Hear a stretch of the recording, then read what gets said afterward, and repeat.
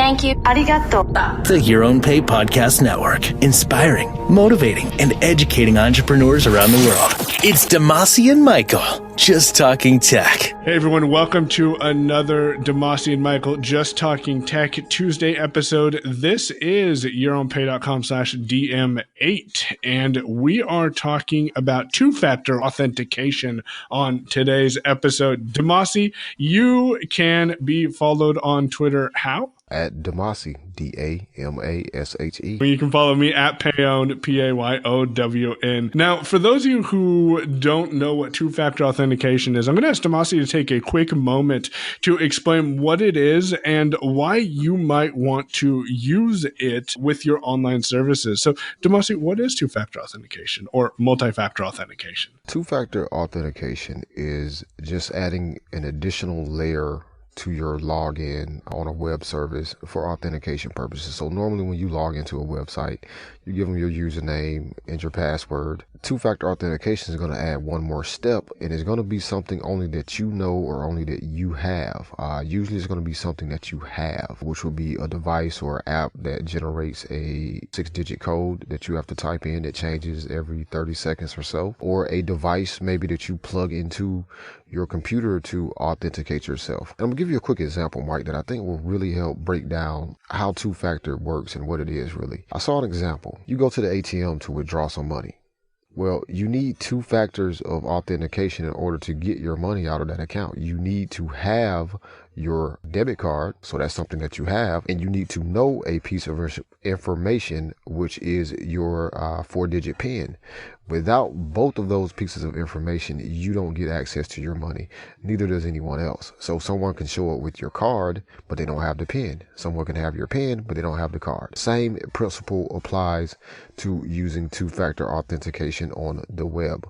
You know your password, but you also have a device that generates a code or sends you a text message, that being your mobile phone, that will give you that extra code that you need in order to get in. With two-factor authentication, in combination with what we talked about last week, which is 1Password, setting unique passwords for each service that you use. So, for example, my Gmail account has 1Password, and my Dropbox account has a different password, and my Facebook account has a third password. And if you're not doing that, go listen to last week's episode and we'll show you how to do it real easy so you don't have to worry about remembering all those different passwords. Using 1Password or unique passwords for each service in combination with two-factor authentication makes it very difficult for people to be able to get access to your account. They have to have that phone or that physical hardware or that backup code that you need to get into your account. And that's something to be aware of, is if you set up two-factor authentication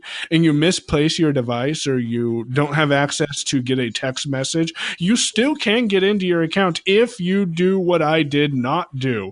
And that is, you actually download the backup codes. Most of these services will give you 4 or 5 backup codes. You can use them one time just in case you don't have access to those devices. Then you can still get in because that's the code you'll enter. So definitely make sure to back those up. Demasi, what type of services might I want to use two-factor or multi-factor authentication on?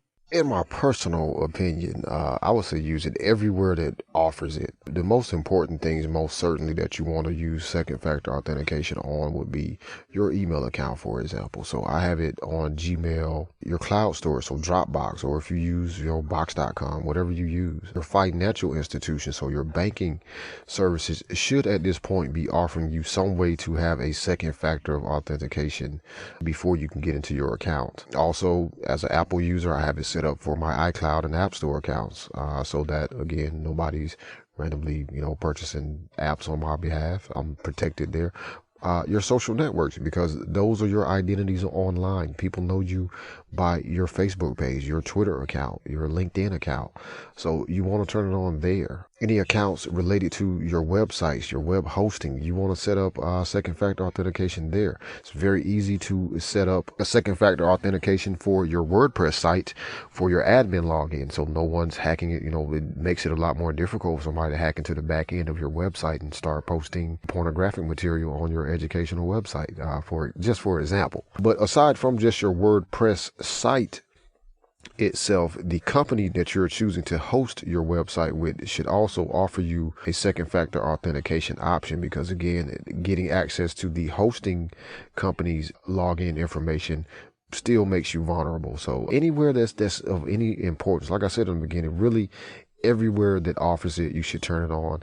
If it's in any way important to your business, your personal information, if they don't offer it, shoot them an email, hit them up on Twitter, and ask them why don't they. You know, the one reason why I enable two-factor authentication is I received an email from Google one day that said, "Hey, Michael, we saw that you signed in South Carolina, but most of your activity happens in Oregon." And within about 2 minutes of me getting that email, I also received a push notification to my device, because I did have two-factor authentication enabled on Apple, that said, "Hey, you're trying to sign in to your Apple account in South Carolina. Would you like to authorize this?" Wait, no, I would not like to authorize this. And so that's how two-factor authentication saved my iCloud account and why it got enabled on my Gmail account. Now, Damasi, we're going to have to talk more about the WordPress on Thursday. I'll show people what you're doing and how you're able to enable two-factor authentication. They'll definitely want to listen to that. Before we let people go on this week, after talking briefly about two-factor authentication,